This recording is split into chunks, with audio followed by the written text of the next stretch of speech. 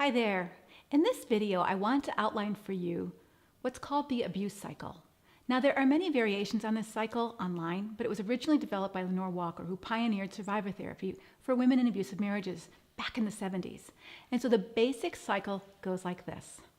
You see the diagram on your screen. It's like a circle, so think of it like a clock. And at 12 o'clock is when the explosion happens, whatever that means, whether it's threats, physical violence, raging, emotional abuse, sexual abuse, some sort of humiliation. That's the incident. But right after the incident, somewhere around 2 o'clock, there's some remorse or excuses. I'm sorry, I shouldn't have done that, but there's a little bit of probably not true repentance, but this remorse or excuses, and then they try harder. He's in a honeymoon phase where he doesn't want you to leave him, or he doesn't want you to give him any consequences, and so he'll be charming. He'll bring you flowers. He'll do something around the house that you've been asking him to do for 6 months.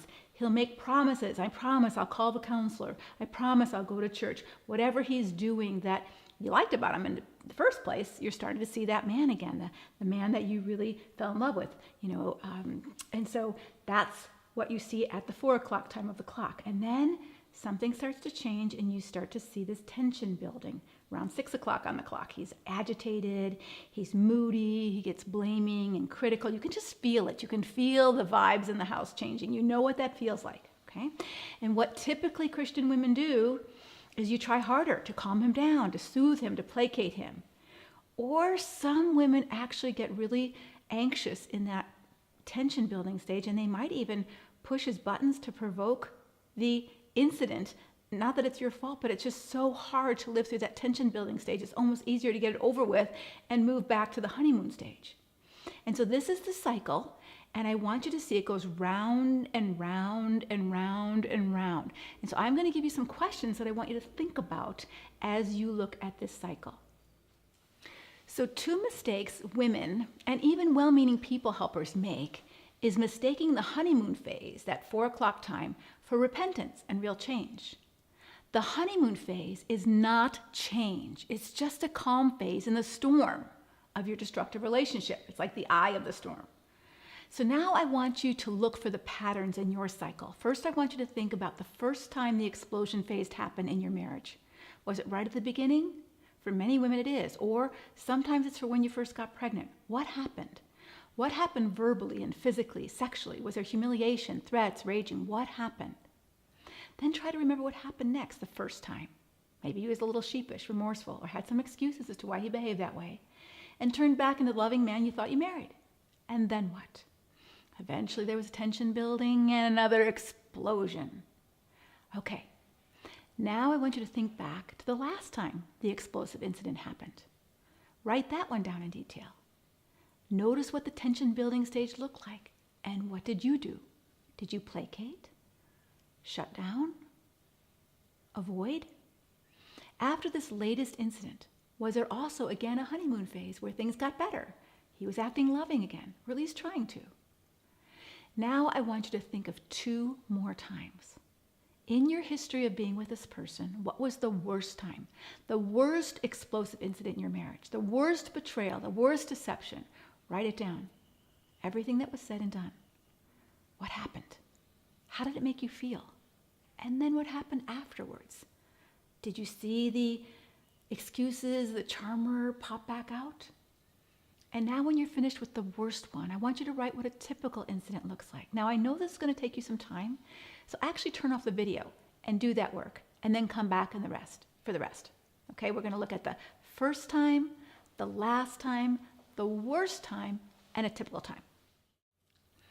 Okay, I hope you did it. I hope you outlined the first time, the last time, the worst time, and a typical time, because I want you to begin to see the pattern around the cycle in your particular relationship. And I want you to pay attention that the honeymoon phase self is not a changed person. It's just part of the same cycle. What I also want you to pay attention to is something else. Are the explosive incidents increasing in frequency? Are they happening more often? And intensity, are they getting worse over the course of your marriage? In other words, is it becoming more scary, more abusive, more deceitful, or more dangerous for you and your children? This is really, really important for you to pay attention to. I also want you to notice 2 other things about the tension building side of this cycle. First, as I mentioned, a wife's strategy is usually trying to get him to calm down. And once in a while it might work for you, but it's only temporary, as you've already seen. The explosion or abusive incident is coming sooner or later. And sadly, Christian people helpers, such as pastors and counselors, have often tried to tell you that you need to try harder to keep him calm or love him more, do what he wants, submit harder, don't trigger him, as it somehow becomes your responsibility now to manage his abusive outbursts. But that's not true. God says that each one of us are responsible for our own emotions. Even Moses was held accountable for his temper. So your new strategy is going to be to notice when the tension building stage is happening, and then develop a safety plan so you're no longer a sitting duck, just waiting for the next incident to happen. For example, you might want to carry your cell phone with you at all times, and if you feel really, really scared, call 911. You're going to know what rooms in your house have locks on them if you need to get to safety immediately.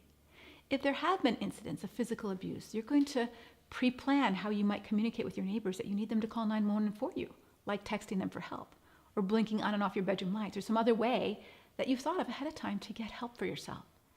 You're going to communicate to your kids that if they see dad getting worked up in a way that's typical, you're going to go outside, you're going to get in a car, you're going to run to a neighbor's house. Now, I'm talking about some pretty drastic measures, and I'm sure some of you might be thinking, if I call 911, they won't do anything because he's not hitting us. He's just raging around the house, scaring us to death, but he never hit us. But that's still abusive. And although it's not against the law, I want you to notice the degree of control your husband has, because he knows exactly what he can legally get away with and when he crosses the line into legal trouble. And he doesn't act that way at work or church, does he? No, because he knows if he did, there'd be consequences. He only does it with you. And he does it when no one else is around to witness. He doesn't do it in public, does he? Or at a family gathering where there would be witnesses to his abuse. Now, some of you might have exceptions to that, but it shows how much control he does have over what he does. He doesn't lose control. He's using his anger to gain control over you, to bully you into submission or punish you for some perceived wrong. Now, as you've already heard from me, God cares about your safety. Not only your physical safety, but also your emotional and mental safety. Proverbs tells us, above all else, guard your heart, for it is the wellspring of life. God also cares about your financial safety and your sexual and spiritual safety. Proverbs is full of verses that tell us the consequences of living with an angry, contentious, divisive, or deceitful person. It becomes like rottenness to our bones. It will cost you your health, mentally, emotionally, physically, and spiritually. Don't let that happen. And so in our next video, I'm going to talk with you about developing a safety plan. But let me just share one more thing about the abuse cycle. Remember, I told you not to be fooled into thinking he's changing during the honeymoon phase of the cycle. But where you do want to see change, if he's indeed changing, is in the tension building side.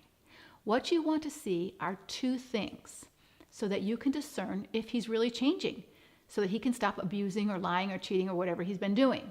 First, you want to see him have growing self-awareness, because nobody can change anything if they don't see it, or they won't look at it, or they don't own it. So is he becoming more aware that he's getting tense, that he's aware that he's being cutting in his remarks, or he's agitated or reacting with a short fuse? Is he aware that he's been giving you the silent treatment? Is he owning that awareness and taking responsibility to calm himself down, figure out what's wrong with him, or even doing something very specific like going out for a walk to calm down, or calling his counselor or accountability partner to do something for himself so he doesn't explode? Or is it still everybody else's fault and everybody else's responsibility to tiptoe around him so he doesn't get upset or bothered? If that's where he is, there is no change, despite his good qualities, on the charming honeymoon side. The second thing you want to look for in this tension building side is when he's still lacking self-awareness. Has he changed enough so that now when you tell him, "You're scaring me," or "Ow, that was a hurtful comment," or "Hey, I don't think you're telling me the whole truth here," or feedback like, "You're acting pretty friendly with that waitress and it makes me uncomfortable." Does he hear you? Does he value what you have to say to him and self-reflect? Is he growing in self-control and self-correction in his own attitude and actions? If not, he's not committed to change. Despite what he tells you, he is not repentant and he's not changing.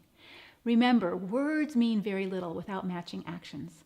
John the Baptist said it best when he said, "Prove by the way that you live that you've repented of your sin and turned to God." And the Apostle Paul warns you, Dear brothers and sisters, pattern your lives after mine and learn from those who follow our example. For I've told you often before, and I say it again with tears in my eyes, that there are many whose conduct shows that they are really enemies of the cross of Christ. Their God is their appetite. They brag about shameful things, and they only think about life here on earth. Remember, 1 Corinthians 13 says, love rejoices in the truth. It's important in your Conquer journey forward that you embrace the truth, even when it's hard, because Jesus tells you that that truth will set you free. Until next time, God bless.